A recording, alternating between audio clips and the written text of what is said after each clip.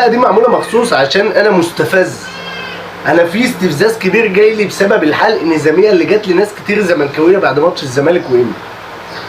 انا نفسي افهم ايه اللي جاب لك حلقه انهزاميه في دوري انت متصدره، منافسك اللي هو بعدك فرق بينك وبينه 3 بونت وما عادش الا 3 ماتشات اللي هو بيراميدز، مواجهات المباشره انت كاسبه رايح جاي.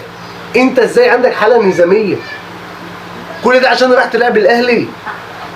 طب انت كنادي دلوقتي الزمالك، انت كجمهور عنده حاله انهزاميه، انت عايز فريقك بطل صح؟ هو البطل ده مش لازم يعدي بعقبات صعبه او ماتشات تقيله؟ مش لازم لما يكسبها يبقى بطل؟ اصل هو لو كسب الماتش ده يبقى يستحق يكون بطل، ما كسبوش يبقى قسما بالله لا تستحق ان انت تكون بطل.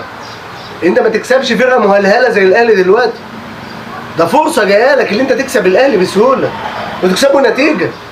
بيراميدز احسن منك في ده، انت واخدها رايح جاي داعكها. الاهلي دلوقتي خسران من بيراميدز رايح جاي 5-0 2-0 الدور الاول 3-0 امبارح.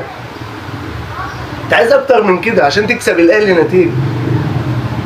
عايز ايه عشان تكسر العقده النفسيه اللي بينك وبين الاهلي؟ اهو الاهلي في اوسخ حالاته، الاهلي ضايع، مفيش اللعيبه اللي عندها روح ولا بيقدم ولا اي حاجه، مدرب خرا، كل حاجه في ايدك انت. وبعدين معلش في الكلمه، انت عندك حاله نظاميه قسما بالله لو سالت اي زملكاوي من قبل الماتش من قبل الدور الثاني كله يقول لك اصعب ماتش بالنسبه لي انبي، اصعب من الاهلي وبيراميدز. لا انت عارف هم عاملين ازاي قدامك، وفي بقى حسابات كتير وهم نازلين يتمتعوا بالكره ما بيلعبوش بتاع تحت ضغط، وانت مضغوط ان انت مش عايز تضيع نقطه. لا وشوط تاني انت ماسكهم داعكهم، بتضيع جوان كتير قوي وانفرادات وكور والجون فاضي وبتاع. انت حتى ما يتقلقش عليك فنيا، ومعاك راجل محترم اسمه كابتن معتمد جمال، حتى لما غلط في شوط اولاني عدلها شوط تاني نزلت دعكت انبي لولا الحظ. فانت خايف انت من ايه؟ ده نص بيراميدز اللي كانت بتلعب غيابات كتير على اداء وحش على فيستو مايل اصلا اللي ما بيديش طول الموسم دعكوهم امبارح. فانا مش فاهم ايه الحل النظاميه دي. فيا جماعه بالله عليكم احنا الزمالك والله العظيم الفرق اللي تخاف منك مش انت اللي تخاف. ماتش ديربي بينك وبين الاهلي حتى هو وحش انت لازم تحترمه وتخاف منه، ما هو ماتش ديربي نادي جماهيري وتقيل وتاريخه كبير فلازم تخاف منه، بس مش لدرجه تقول انا خلاص خسرت دوري. انت اصلا المرشح الاول له وانت اللي كل حاجه تصب في صالحك. رقم 1. رقم 2 انت دلوقتي قدام الدوري انت رقم 1 50 نقطه، بيراميدز 47 الاهلي 44 نقطه. دلوقتي انت تكسب الدوري، كسبت ماتشين من 3 الباقيين خدت الدوري رسمي، لان المواجهات المباشره زي ما قلنا ليك انت وبيراميدز. انت اللي لسالك مين؟ اهلي انبي اهلي سموحه سيراميكا، بيراميدز انبي وسموحه وسيراميكا. انت دلوقتي بمستوى انبي ده لو لعب بيراميدز هيوقع بيراميدز. انت بقى لو وقعت الاهلي كمان تبقى تحتفل ان انت خدت الدوري وانت في ماتش الاهلي. انبي ما كسبش بيراميدز وبيراميدز كسب، تحتفل الماتش بتاع سموحه اللي انت خدت الدوري لو كسبت الاهلي وسموحه. فاهم الفكره؟ الاهلي بعيد عن الصوره، الاهلي بعيد خالص. طب انت دلوقتي رايح تلاعب الاهلي، جمهورك هيروح الاستاد بكامل العدد المسموح، هيروح الاستاد كله، هم يبقى عندهم جمهور طبعا.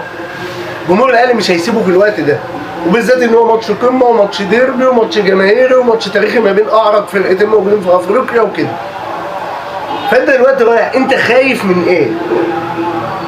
11 قصاد 11. لا انت ال 11 بتوعك عندهم روح ورجوله واداء فني احسن من ال 11 التانيين، مدربك احسن من المدرب بتاعك، كل حاجه بتصب في صالحك. فوالله ايه اللي قلقان هو جمهور الاهلي. شوفوا امبارح هم بيتكلموا بعد الماتش، هم بيقولوا احنا رايحين ماتش الزمالك نخسر، لان انت احسن دلوقتي، انت احسن بكتير وافوق بكتير وفايق عن كلهم، فايق عن كلهم في كل حاجه.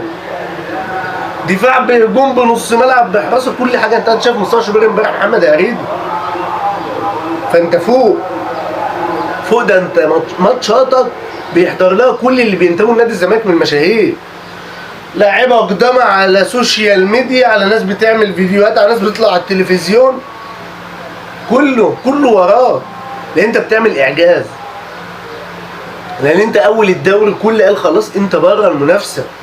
انت بتعمل الاعجاز كله دلوقتي، بتعمل كل حاجه بره الكوره، بتعمل الغير طبيعي للناس.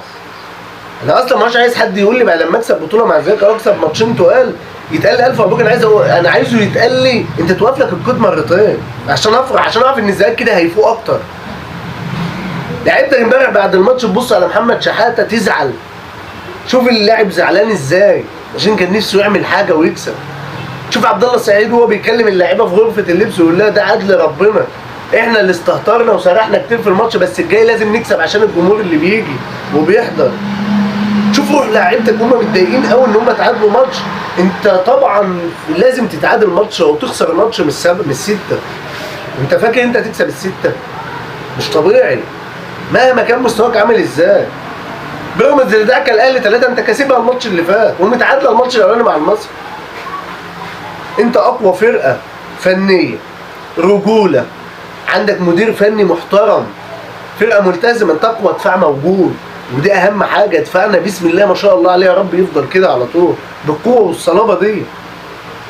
نركز يا جماعه، نركز. مبقاش حاله نظاميه، ده انتوا الزمالك.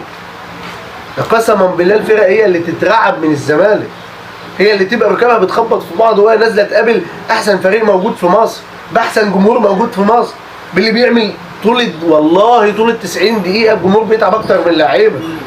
هتافات من قبل الماتش بساعه وهتافات طول الماتش لغايه لما ال 90 دقيقه تخلص وشد ازر اللعيبه والعب ومش عارف ايه وبتاع واغاني بتتعمل. احنا ما نخافش، احنا يتخاف مننا. رجاله بلاش حاله نظاميه. انت كده مش زملكاوي اقسم بالله. الزملكاوي مر بحاجات اوسخ واصعب من كده بكتير. احنا الزمالك ولازم نفوق وما نخافش. ان شاء الله بعون الله الزمالك بطل الدوري وهناخده بعون الله في ماتش الاهلي كمان.